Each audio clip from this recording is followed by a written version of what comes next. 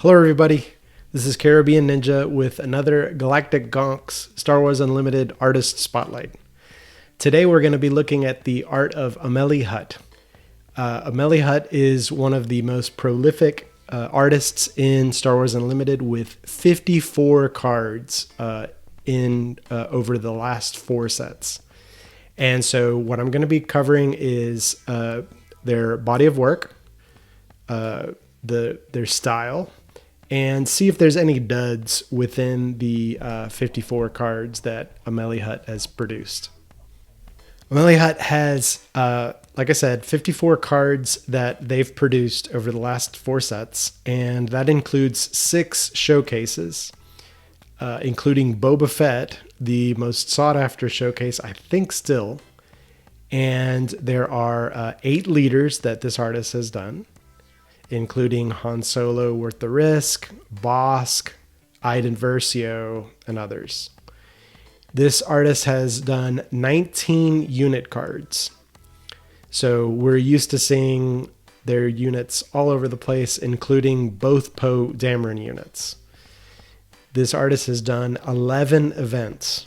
And finally, this artist has done 4 upgrades, including my favorite card of year 1, the Darksaber.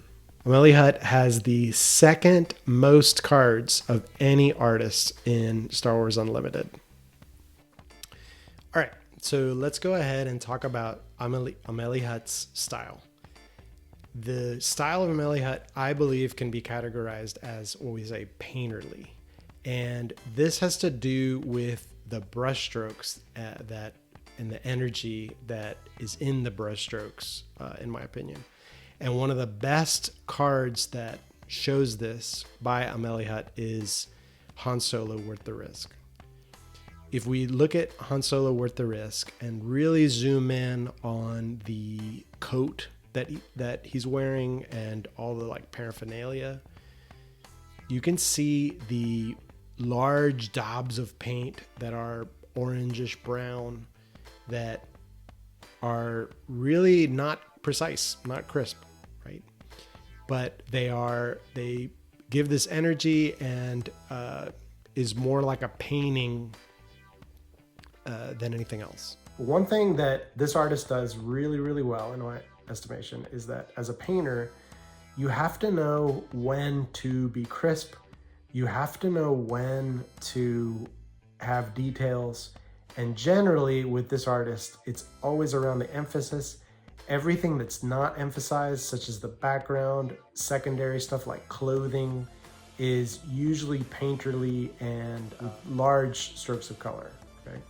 But as soon as you get into the faces, the eyes, the hands, etc., it gets really clear, really clean, and that's on purpose. Another thing that I think Han Solo, Worth the Risk shows that Amélie Hutt does really well is dynamic poses. These are energetic without being over the top.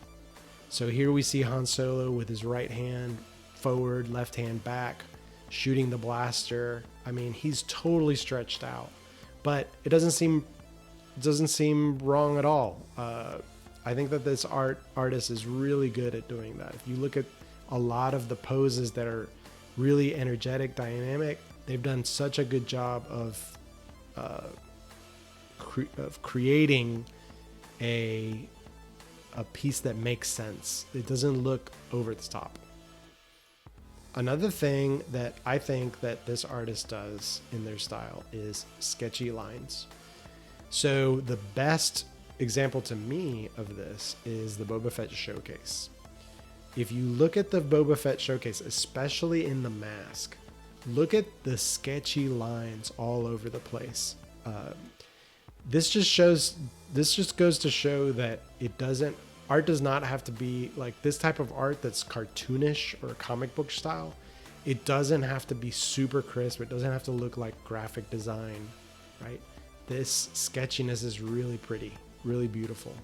And this artist does it really, really well. All right, finally, I think one of the things that defines Amélie Hutt's style is backgrounds. So if you look at a card like Gideon Hask, this card has really, this card to me shows Amélie Hutt's style. We've got the painterly brushstrokes everywhere. We've got the sketchy lines. We've got the dynamic pose. Yes, it's not the most dynamic pose, but you'd be surprised how difficult it is to do a pose like this and still have it feel like energy, like this person's actually shooting that gun. But it also has, to me, a really good example of the backgrounds that Amélie Hutt uses. The backgrounds that this artist uses are really impactful, but subtle, beautiful to look at. We see the colors, but if you zoom in on these pieces, they're nothing more than a few colors, a few lines, and they fade into the background, but they set the scene so well. We know that he is in a city, right? But there's not that much information to distract from what we really want to be looking at, which is Gideon Hask, right?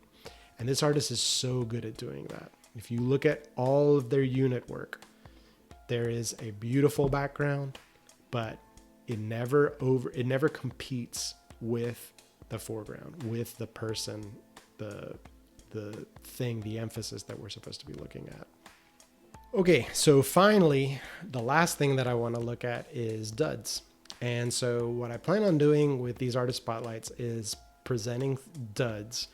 And really what they are is they are cards that don't connect with you. And that happens in all of art. So you're going to find artists that you really connect with, artists that you love and enjoy almost all of their stuff. And that to me is Amélie Hutt.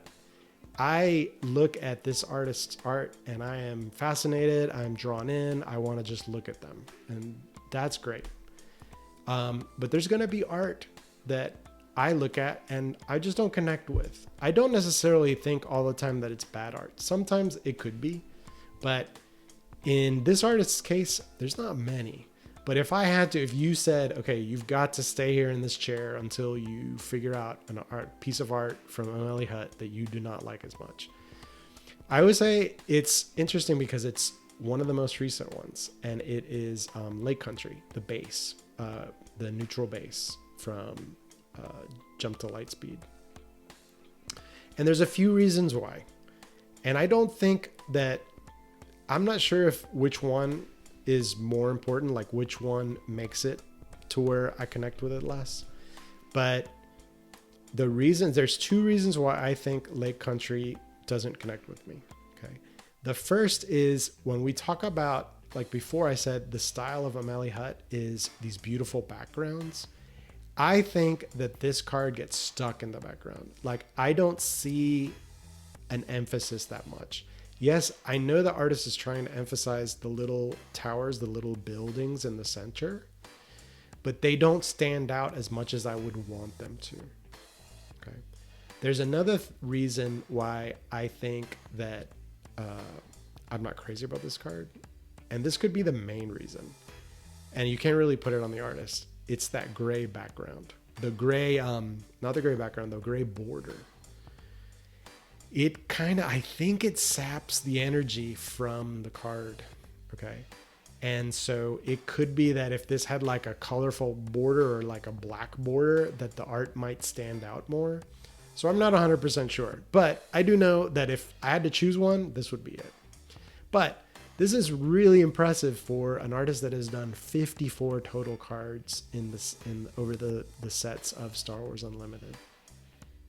And I don't think that there's any real card that if I had a dud meter that Amélie Hutt would reach. I think this is just, I'm going to choose one, and I think this is the one that I would choose. Okay, so that's it. We've looked at the artists of Amélie Hutt, and I really thank them for producing such great art over the year for Star Wars Unlimited and into year 2. I am really looking forward to getting the art of set 4 in my hands instead of digital pictures, that some of them are really bad. And especially like with showcases and foils, you can't really tell online how beautiful they are. So I really want to see them. I can't wait to see them. I also wanted to thank Nerd Park SWU for the wonderful community tool that they've given us. The form search and the fact that I can search for artists has just helped tremendously with the artist spotlights. Not to mention, it's the number one thing I use now when I'm building, when I'm deck building. So thank you so much, SWUDB, for your help.